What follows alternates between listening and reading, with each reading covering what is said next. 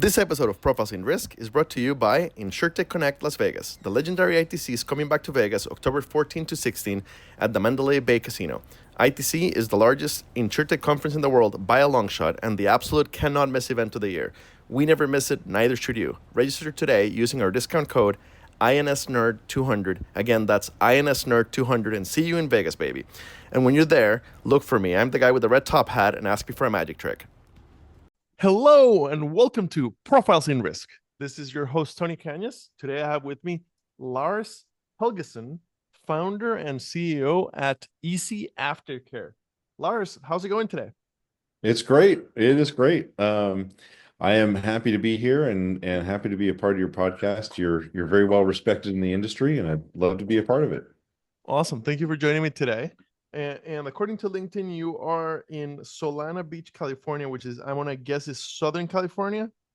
That is Southern California. I'm currently up in Washington, but kind of have places in both places.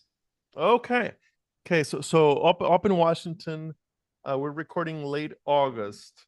I'm assuming it's still kind of nice before it gets dreary for like the next 6 months. Yeah, which is why I go down to San Diego. Makes perfect sense. So we always give the guest a chance to give the elevator pitch. What is Easy Aftercare? So we are actually an outgrowth of Green Rope, which was my CRM company, actually still is my CRM company, where we applied our technology to patient education and aftercare.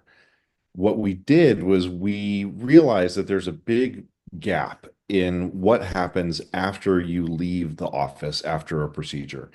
And I think we've all experienced this, where you're told, here's your piece of paper, go home and call us if there's a problem.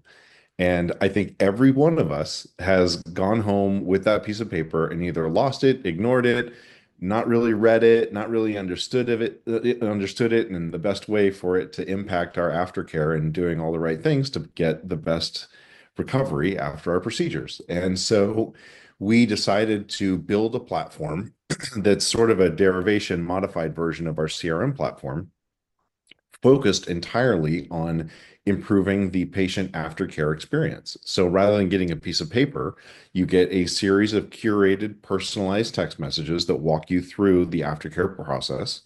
And then you also get an online guide and you get a video for your procedure, or actually multiple videos that talk to you about what to expect, what to do, what not to do, how to set yourself up for the best healing as you go through your aftercare journey.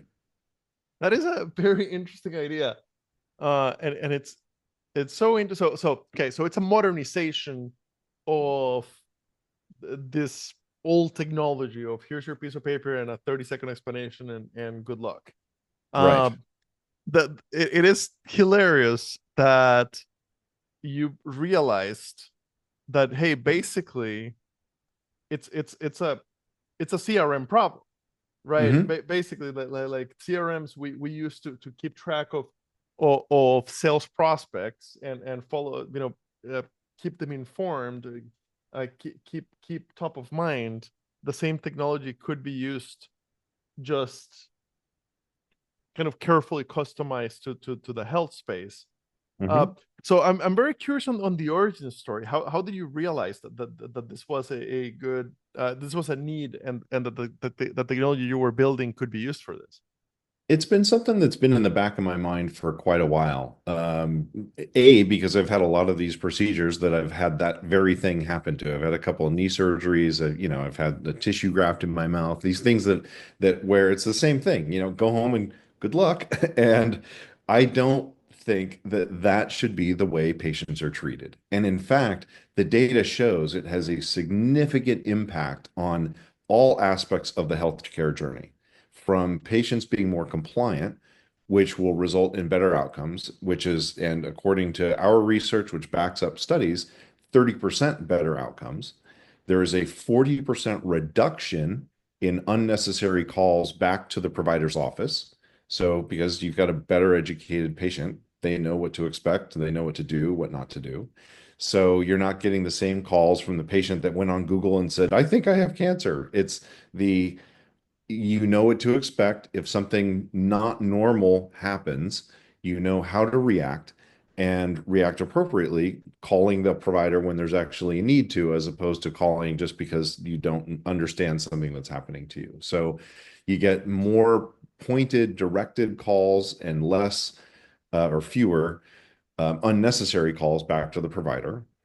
Another little data point, and this is what's going to be really relevant, I think, for your insurers in the audience, is that 53% of medical malpractice lawsuits involve communication failure between the provider and the patient. When you are able to address that communication failure with curated, pre-built, automated text messages that are also curated for your particular comorbidities, meaning that when you go home, your recovery is going to be different if you have diabetes, if you're immunocompromised, if you have high BMI, all these other things that can impact not only what to expect, but what to do when you're healing from a procedure. And a lot of times, these are just footnotes on the piece of paper that they give you.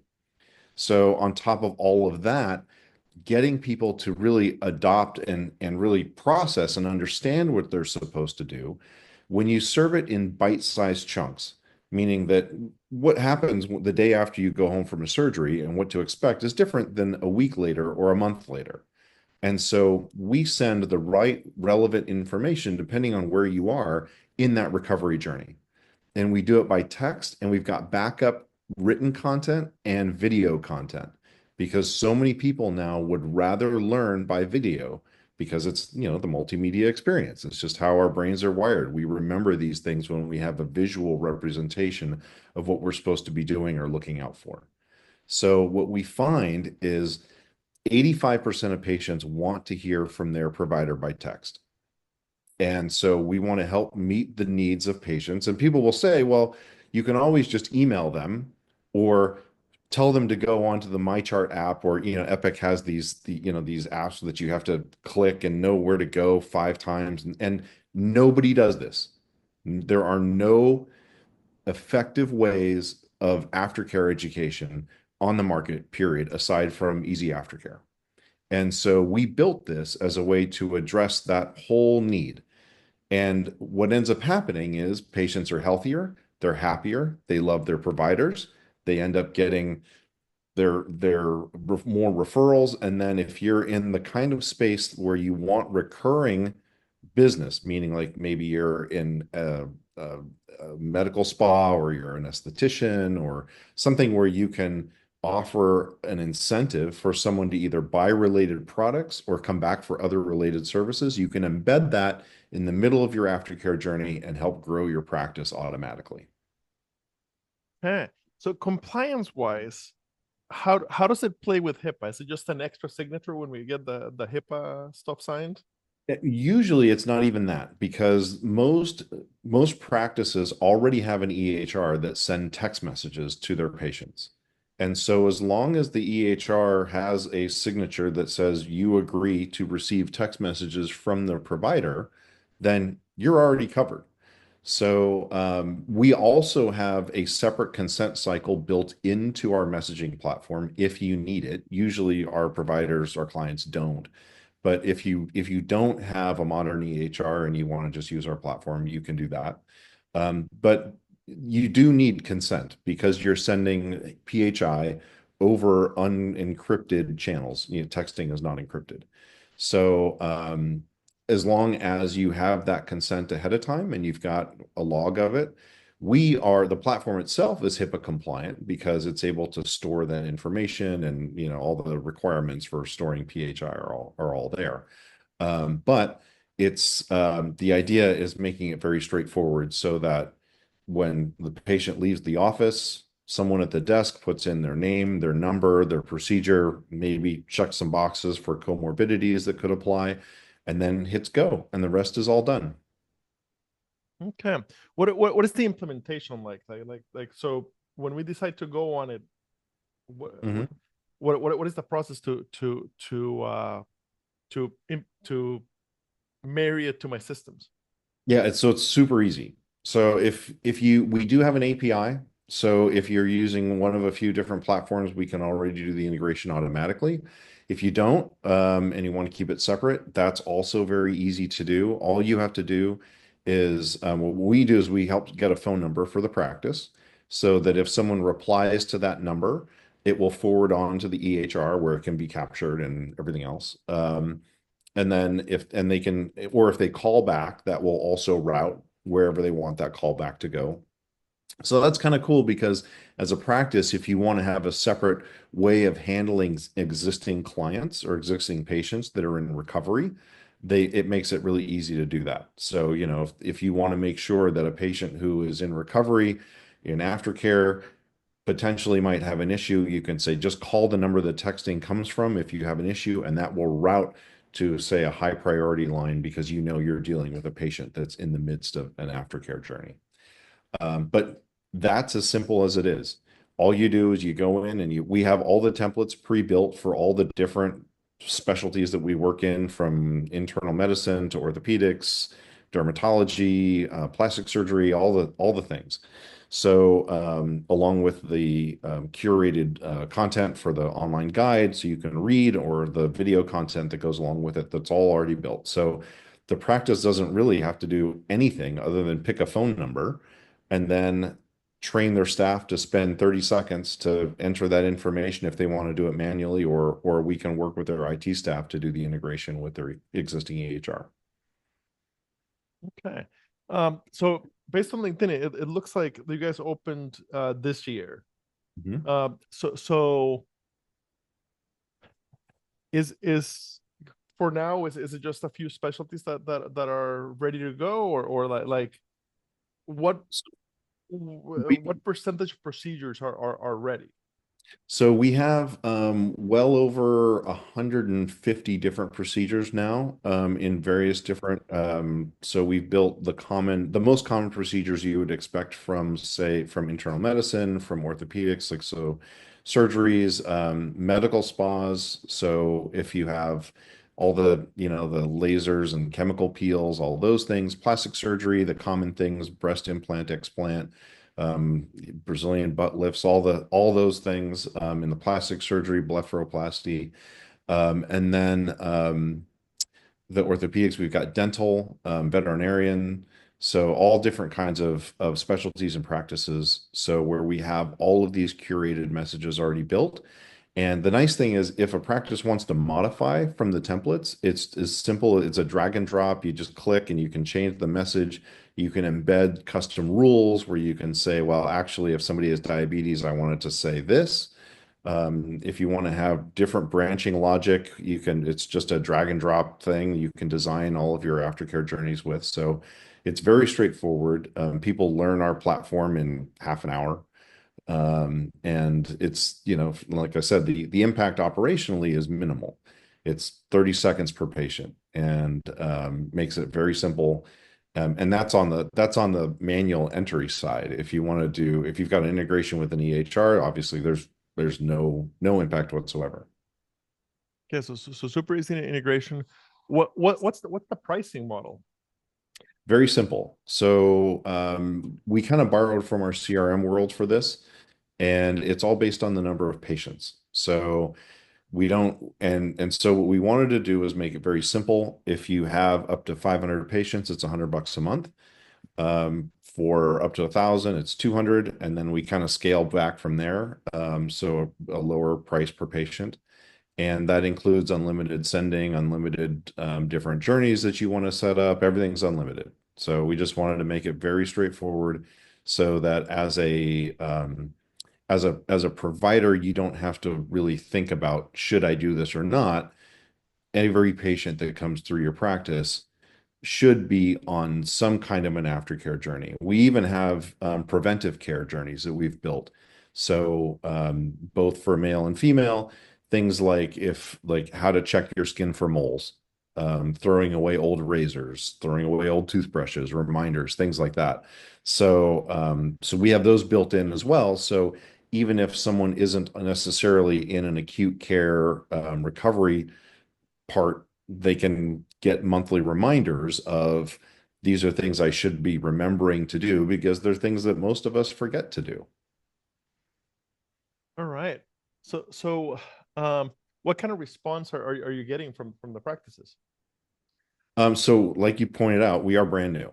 So it's been a couple of years in development.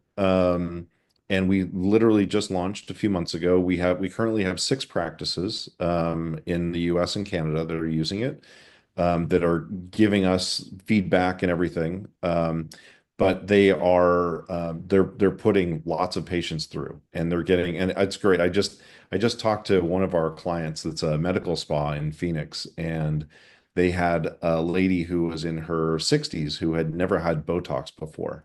And she just jumped on one of those journeys and was super grateful because she had it walked her all the way through what she was supposed to expect for her Botox. And of course, there were no complications, so which was good. But she felt very comforted by that. And that's one of the things that I think a lot of people overlook is that 20% of people who have procedures done, and this is a very broad study, and it covers all different kinds of procedures, but 20% of people who come home from procedures experience what they call severe anxiety or depression as a result. And if you've had a history of anxiety or depression, that number will climb over 70% when you get home. So that tells me that there is a big gap in the mental health associated with people that are having procedures done. And it's common sense and it's proven and it's shown that mental health directly impacts your healing and the physical health of how you recover from a procedure. So if we can make people feel more supported, give them more resources so that they know that A, they're not alone, they know where to look for if they have questions, they know what's normal, what's not normal, that gives a sense of comfort and confidence. And that creates better healing. And especially you think about on both ends, especially of the spectrum, of the age spectrum, people who are very young tend to not be as social. They don't use the phone as much. They're more likely to just be quiet and not send a message if there's a problem. So this makes it easier for them to do that. On the other side of that, in the aging population, you have more lonely people who are in recovery by themselves.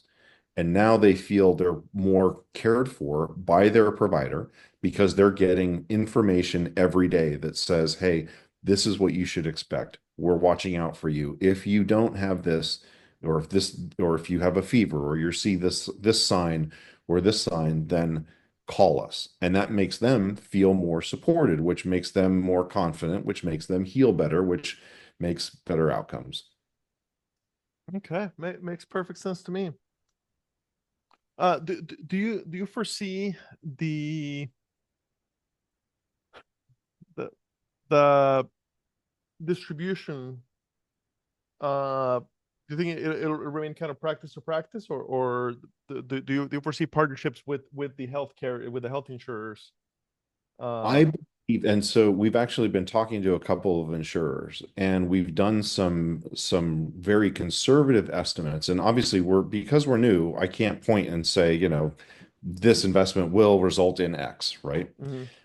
But in looking, we did an exercise with a dental insurance provider, a national one, and we just did our very initial kind of scope, working with their actuarial team to come up with what are reasonable numbers that we can expect for an impact on the insurance carrier.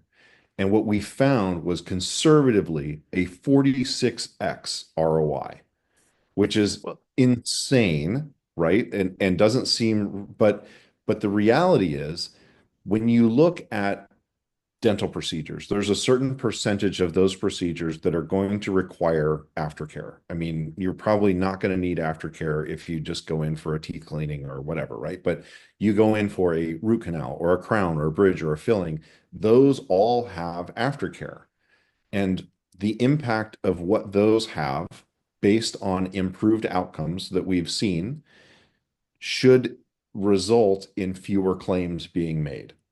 And so and this is coming from, the insurance company's numbers and everything else in sort of coming up with these numbers together. For every $1 million they invested in our program, it will save them 46 million in claims outlays. it So, and I think that's profit. So yeah, go I, ahead. I think it does make sense because it's priced really well for like obviously I've never ran a medical practice, but a couple $100 a month Hmm. is just priced really well. So I can totally see how it would make it just a huge difference. So yeah, kind of a no-brainer. I don't know how nobody tried it before. Hmm. And I guess it takes the the right person looking at it from the right, having been through multiple procedures and this like the process, and being like, how on earth is it that uh we're better at following up with potential clients that we are at following up with post care patient needs. Right. Uh, And that was really just going from CRM to healthcare. You know, you look at how can we adapt our technology to better educate people. And and it really has to be, it's not as simple as just saying, "Oh, let's just change our marketing automation to patient automation." It's You really have to look at the entire aftercare journey, what that looks like and the kind of content, making sure it's curated, making sure it's personalized. There's a lot that goes into that. And so we had to involve a lot of nurse practitioners, nurses, MDs, practice owners, everything to come up with the right timing, strategy, content, personalization. There's a lot to it to make it good and effective. But what we're seeing is the end users, both the patients and the providers that are using the platform, love it. And it really makes a difference. And that's the main motivation behind why I chose to do this, because I think, you look in CRM, there's 1,000 CRMs out there, and there's a few very large dominant players there. But if we can take this technology and specialize it into solving a very specific problem, we can have a significant impact on health, survivability, just quality of life for people that are and this is a global problem. Everyone in the world has experienced this. I have yet to run into someone who says that they actually felt fully supported as they went through their aftercare journey after a treatment with a doctor, because the paper is what they always do. And some doctors will say, well, I call my patient once, and they think that that's sufficient. And they may feel good about making that one phone call, but no doctor is going to want to call their patient every single day for the next month while their patient is going through their recovery. There's just no need, and it's overkill. But if they can communicate what they need to know, what the patient needs to know, maybe the doctor just needs to make one call or no calls, because all the information that he would tell the patient anyway are already being communicated and are available in the text messaging or in the video that goes along with it. makes sense. Absolutely makes sense. Um, so with it being a fairly new company, what what are you excited for, kind of in the next 2 to 3 years, that it's got development pipeline wise? What is coming down the development pipeline that you're excited about? So one of the things that we're working on is building video content specifically for the provider, so that if you're a doctor or you own a practice, or even if you're the practice manager, putting personalized content in the video, I think is going to be, and in the messaging itself, I think is going to be really beneficial. So we make it easy for personalizing the text content of texting. That's very easy, but the video is a little bit different. So we've been working with AI tools to make it easy for a provider to go in and say and have their own messaging, their own building, their own, whatever equipment inside the lobby, whatever, have that automatically put into the video content. And I think that's gonna be pretty compelling too, when the provider feels like they've got more control over video content that's being served to the patients. So that's what we're working on right now. And it's pretty cool to see it in action. There's still work to be done to make it smoother, but it's really cool to see our providers that are our initial beta providers that are loving the platform. Now they get even more personalized content in front of their patients. All right. When this goes live, I will tag both you and the company on LinkedIn. Thank you very much for your time today. Awesome. Thanks for having me.